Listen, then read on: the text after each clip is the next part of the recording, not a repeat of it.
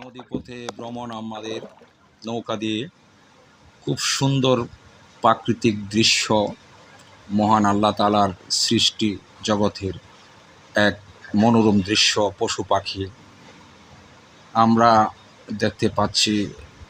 এই সুন্দরবনের চামড়ি গাই এরা খুব সুন্দর করে ঘাস খাচ্ছে, আর সূর্যের যে একটা রশ্মি আমরা দেখতে পাচ্ছি ভিউয়ার্স। কতক্ষণ পরেই রয়্যাল বেঙ্গল টাইগার আসবে। এই টাইগার খুব সুন্দর, তার যে বাছন ভঙ্গি, শিকারীর মনোভাব।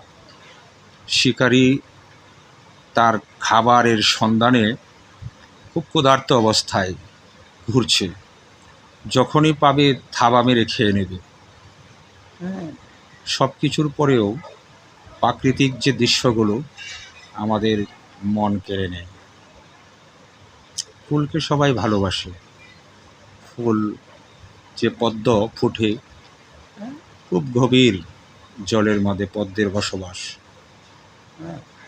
সেই পদ্ম আবহাওয়ায় দুলতে থাকে, আর যে আকাশের যে শৈলীগুলো আমরা দেখতে পাচ্ছি, যে বানর তার যে বাচ্চাকে একটা ভালোবাসা দিচ্ছে, যে মায়ের ভালোবাসা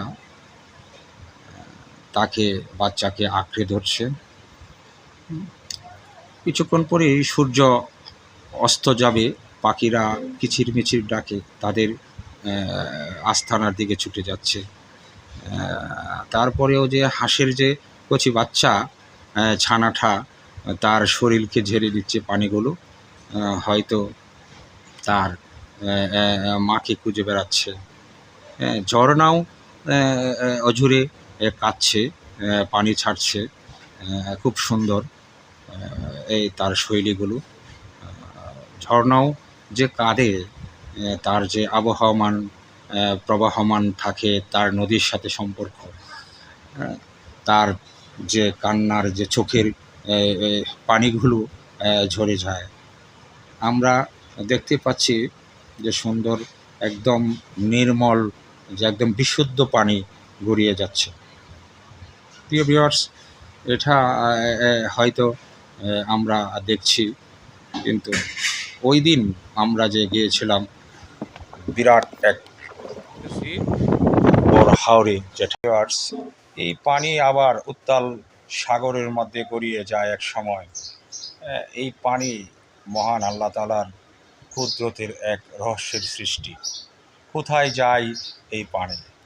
আবার আমরা ফিরে যাচ্ছি বড়হাওরে, আমাদের নৌকায় আমরা চড়ে মাছ ধরার উদ্দেশ্যে। এই যে আমরা মাছ মারছি।